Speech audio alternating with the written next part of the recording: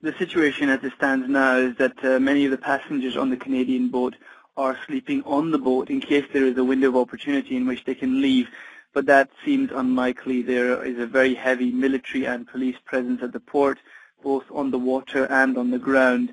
This is all as a result of attempts by the passengers of the Canadian boat and the organisers particularly to resolve the problems that were placed in its path by the Greek authorities. Every day they would solve the problems in accordance with the wishes of the Greek authorities, who would produce new paperwork for them to fill in. Today that paperwork was completed. It was all in order, but the Greek authorities have made it clear now officially that no boats will be leaving towards Gaza. The backup plan was to ask the authorities to let the boat sail to another port of departure and from there figure out what to do. That's not being accepted either. Of course, we know what's happened with the U.S. boat, with it trying to break through the port without permission and then being brought back to a naval base, in fact, where it's now trapped. So the boats seem to have been blockaded themselves. They're not going anywhere, and that's what the flotilla organizers were warning about earlier this week, about Israel exporting the siege way beyond the Mediterranean and into the very ports of the Greek territorial waters. So at the moment, a lot of the journalists are starting to pack up and head back to their home countries because they've just simply run out of time.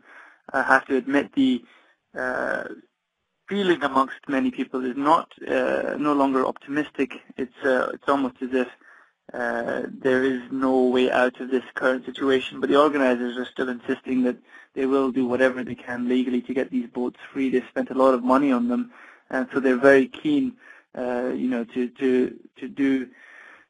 do right by all the people that have donated towards this project, and they still feel it's a very important project. But at the same time, they feel that they have completed part of the mission, which was to raise awareness about the issue of Gaza and bring it back into the headlines.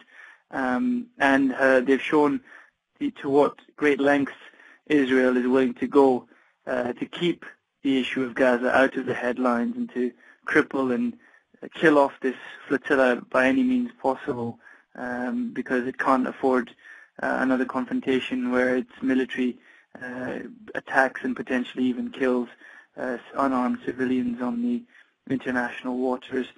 So for the moment, as I said, passengers are sleeping on the boat. Some of the passengers are sleeping on the boat, and they'll wait to see what happens in the morning.